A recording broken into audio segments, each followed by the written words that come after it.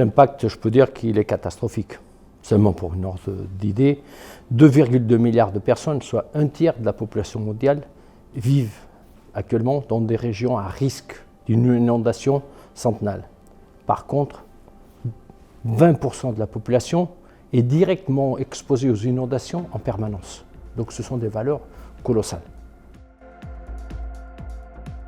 Oui, bien sûr, il y en a. C'est ce que fait DryUp Swiss Technology, qui développe plusieurs dispositifs innovants qui ont pour but justement diminuer, voire même dans certains cas, éliminer l'exposition des populations face aux inondations.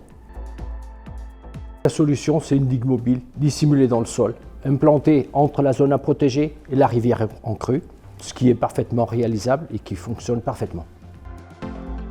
La montée des eaux va déclencher l'ouverture du système au-dessus du terrain naturel, par application du principe de la poussée d'Archimède. À partir de ce moment, le dispositif va pouvoir permettre à tout instant la protection des gens, des biens, des infrastructures, sans utilisation de quelconque type d'énergie. Ça fonctionne parfaitement et les résultats qu'on a en laboratoire sont excellents.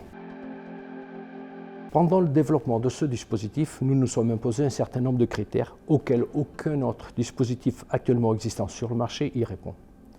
Il s'agit de réagir immédiatement aux inondations du type flash, qui sont les inondations les plus difficiles à prévoir, les plus meurtrières, les plus dévastatrices. De résister à tout type détritus et en cas de déversement exceptionnel d'eau.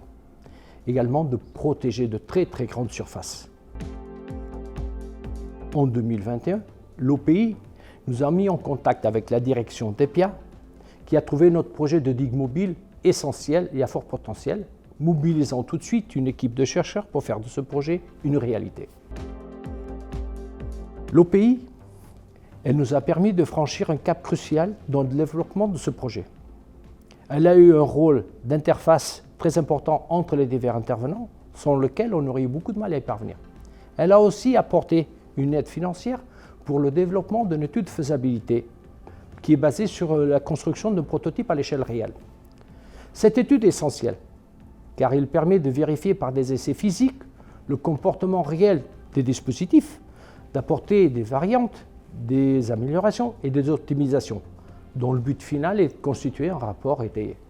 Les résultats de ce rapport sont également très importants, car ils vont permettre de mieux éclaircir ou renseigner les potentielles parties prenantes, telles comme les collectivités, les compagnies d'assurance, les industriels ou encore les offices de l'environnement, de poursuivre avec ce projet par des déploiements en situation réelle, le long d'un fleuve, d'un lac ou d'une rivière par exemple.